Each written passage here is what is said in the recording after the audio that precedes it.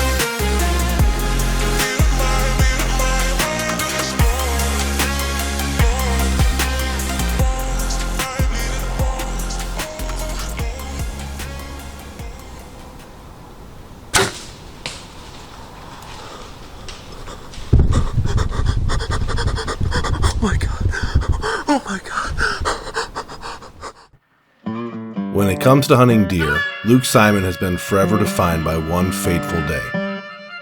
December 6, 2009. On that day, while making his way to the stand for a Sunday afternoon hunt during Ohio's gun season, he jumped up and was able to harvest a 199-inch, 13-point buck that had been known locally as Freak Daddy. Trying to put together a second act after killing such an unbelievable buck as a youth hunter is tough, but Luke gave it his best shot. He was able to harvest a good number of deer on film, but that second trophy buck proved to be elusive.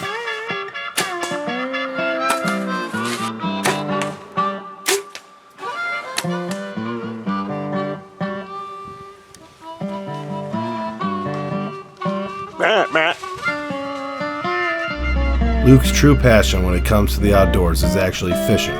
He runs and operates the Leaky Jumbo Company, which includes fishing and waterfowl apparel and a series of videos on YouTube.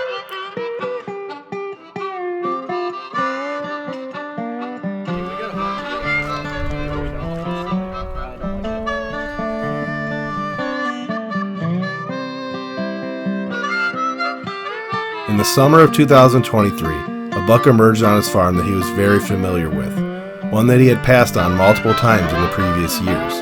This buck would come to be known as Split, and more importantly, Luke's second act in the world of deer hunting.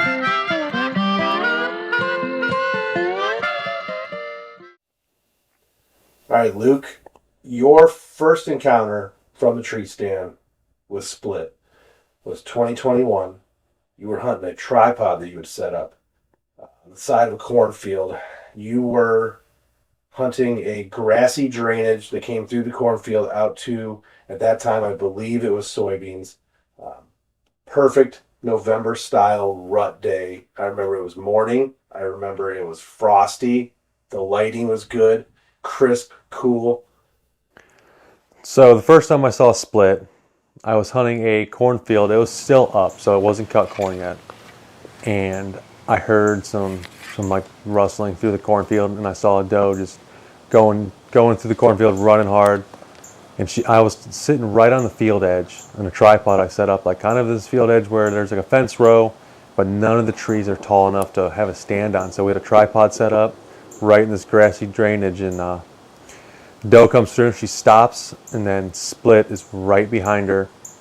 He was a young buck. I had some pictures of him, but he stopped right there. I think he was at like 40 yards, and I just couldn't decide right then if I wanted to shoot. He was a 100-inch, 110-inch deer at the time. He had a nice wide frame, but he just didn't have the points or the tines.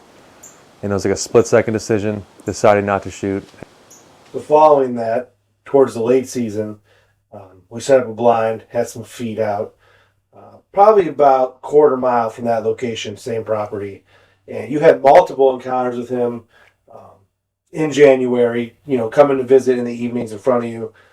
He was actually with another deer that we called Sledgehammer, who was the same age at that time, 2 years old. Later that year, we were hunting a buck named Creedmoor, and he never showed up, but we were hunting over bait, snow, January. Splits showed up quite a bit. I saw him a bunch, but he did have broken tines. Young buck, him and Sledgehammer showed up all the time. Had a bunch of does, but never really connected on a buck that we wanted to shoot. So I did a lot of sitting and a lot of watching. So kind of mid-season in October 2022, Isaac was hunting my permission farm, which Isaac and Caleb and Ethan will hunt it every once in a while, especially if I'm not hunting or whatever. But Isaac had an encounter with splits far away. He was on the opposite side of a 80-acre cornfield, and we were happy he was still alive, but Isaac didn't have a shot, and he really wasn't anything to call home about yet. So later that month, it's probably early November, I had an encounter with splits. I'm hunting a stand we hung in a bottom. We never really hunt it unless it's really, really hot rut action. And he came through like it was all planned. He came through at like 5 yards, walked right underneath my stand. Had no idea I was there, but he was broken up a little bit, still young. I was super confident that he was there. He walked right through, could have shot him, but just hold it off looking for another deer. And all right, guys, it is November 12th. I just got into the stand about first light about probably half an hour ago. It's a little bit past 7 right now. Hunting a new stand that I don't think any of us have ever hunted before. Caleb might have hunted it once last year, but it's kind of down in this bottom in between a cut bean field and a cut cornfield. So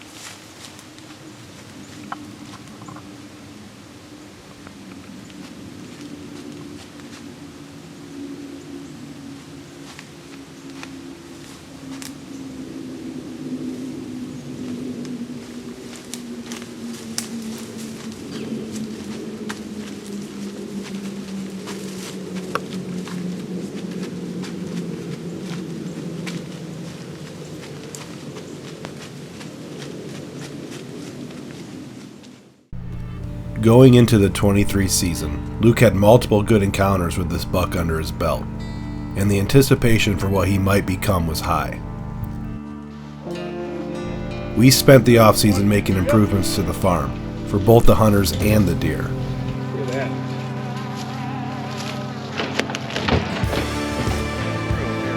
Oh, there's all kinds of parts missing, but she'll still work. Nice and impressive. All right, Chris Gore, snotting and snorting. New stands, food plots, and a water source were added, and by late summer a familiar face started to make his presence known.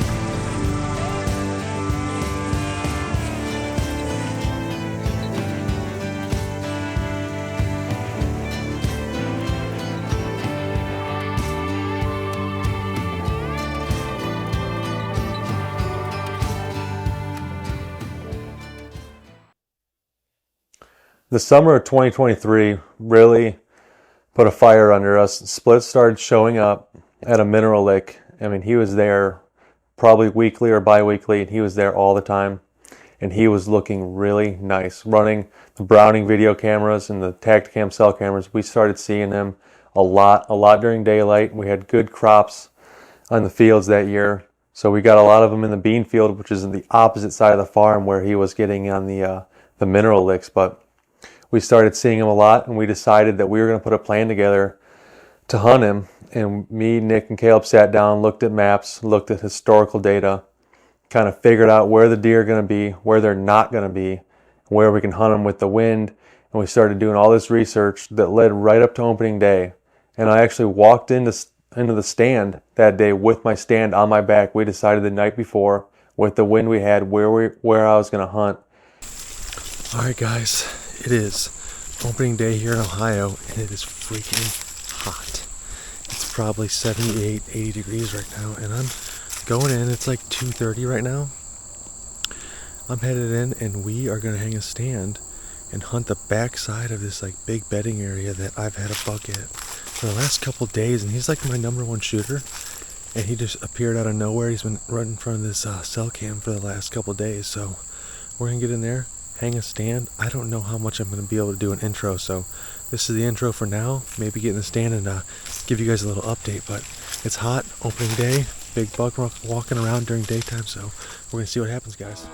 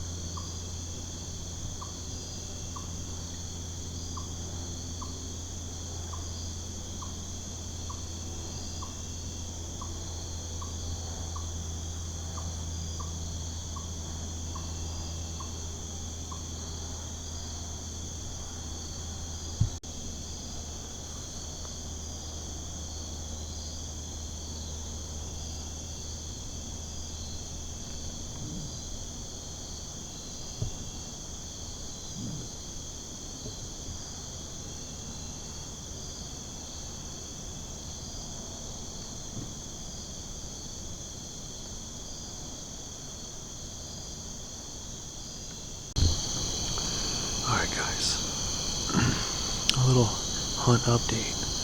About an hour ago I had Split come in and he skirted me. He stayed like 50 yards the whole time at least.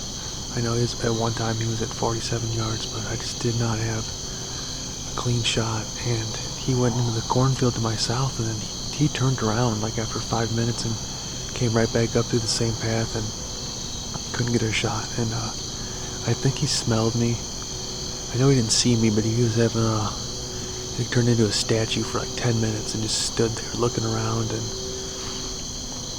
I think he smelled me, and then he kind of disappeared off into the brush like 100 yards away to my west.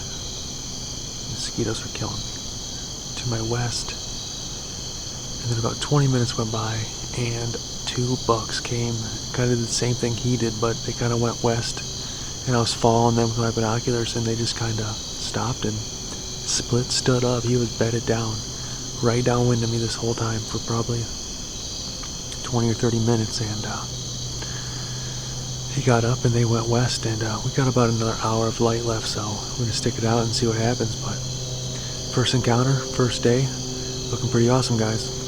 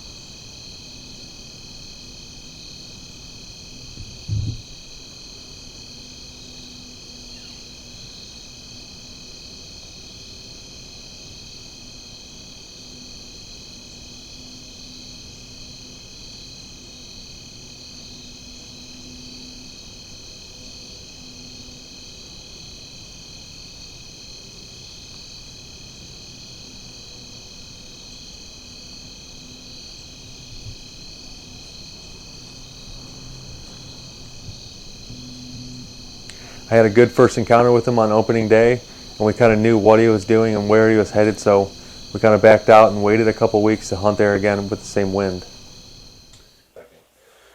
So let's go through the events of October 22nd. So it was probably October 19th or 20th. I started getting a lot of cell cam pictures of him. He was showing up at a scrape that was kind of near where I hunted, and he was kind of hitting it right at daylight, in the morning, and at dark. So I decided to hunt, and I hunted a box blind. And I didn't see him, but I saw a couple other deer. So October 22nd rolls around. We kind of get the same general wind that we had on opening day. And I decided to hunt this stand. It was the last time I could hunt it before we went to Indiana. We were leaving for Indiana on Tuesday, and it was Sunday night. So I decided to hunt it. I got up in the stand. I mean, it was not that great of a day to hunt. It was kind of hot out. It was sunny out, and it was probably 5:30. I still had a couple hours until dark, and I see him appear right where I saw him opening day. Alright guys, it is October 22nd. We are back in the same stand I hunted opening day. This morning I got some pictures of Split, and he was daylight. That's like 7:30 this morning, like 200 yards from here, right in the corner of a cornfield. But I'm hunting the opposite side of the woods. It kind of juts out into the cornfield, and I'm hoping he's going to be in here in a little bit and we can get a shot of redemption at him. This is the same stand that I saw him at on opening day, and I saw him at like 5:30. It was broad daylight. He was just munching away. He bedded down a couple times in front of me, just a little too far out. But today the leaves are down a little bit, so hopefully I can get a shot at Splits, and then we're going to leave for Indiana in a couple days on Tuesday. So stick with it, guys, and we'll see what happens.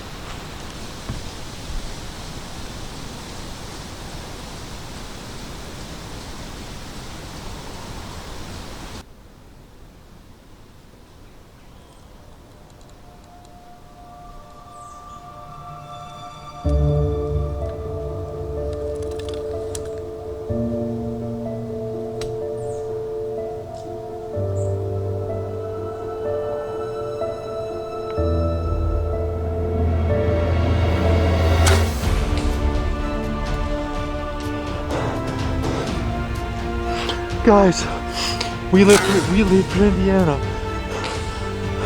in 2 days. This was the last time I could have. I don't even know what time it is. It's 5:30. It's October 22nd. Oh my God. Oh my God. Oh my God. I gotta call Caleb and Nick. Oh my God, I can't even. All right, guys. It's been probably 15 minutes since I took the shot, and I am gonna get down, and I'm not even gonna go look at the arrow. We're gonna go back to the deer shop, and we're gonna wait for everyone. What'd you do? I did something good. Yeah, you did. Something really good.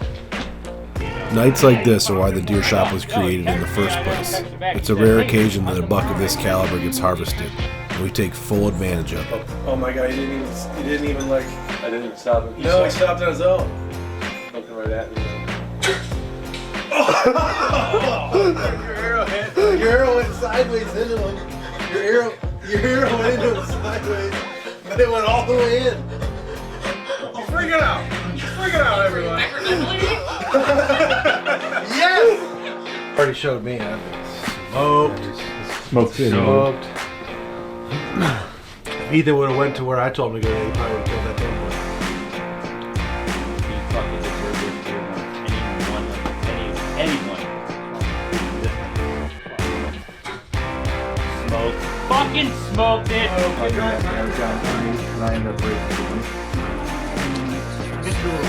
Got the tea. Wearing your sister's pants or what? I'm wearing your sister's pants, actually. I don't think so. Getting the fellas together to celebrate a buck harvest has become our thing for the deer shop crew. And over the years, we've created some fine memories. No, Isaac's just being a filmmaker.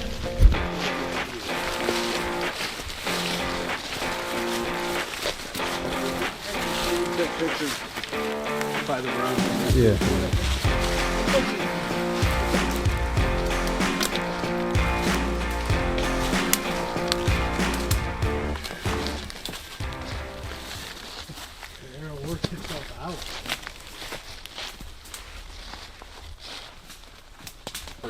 About damn time, I huh? started getting About nervous. damn time. Like, I started getting nervous. I always get nervous. We really didn't go that far. Jesus. No. But the guaranteed track, the ones that you think are guaranteed There was are something nervous red to over me here, because, straight, like, so if I they're walked not, all of a around sudden the it's like, outside, look look at it. Fucking frame on You know, it. like, No, I this know, one like the was base clear of the cut. stump. Yeah, Turn look you at that right. color of that blood, dude. Okay. I had no question. You know, the Oh, you're gonna shot, have a I mean, good it time was- gutting them, but Don't pull Yeah, that, it's pull that stick down. Yep. Chopped off the back of his heart, probably. Just trying to get some secondary angle stuff. All right, let's get him dragged out. oh, get that angle, get that angle.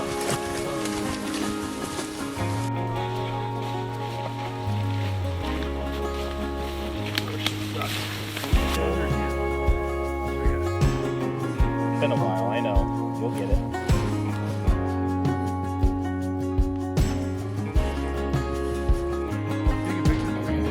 We will continue the Deer Story series next week with a buck we called the Northside 9, an equally as impressive deer that we got to know very well over a 2-year time span. I saw the second biggest deer in the family. Yeah. I got the first and the third, huh? Yeah, you're all right. Not a bad record. No, first and third's a good trophy to have.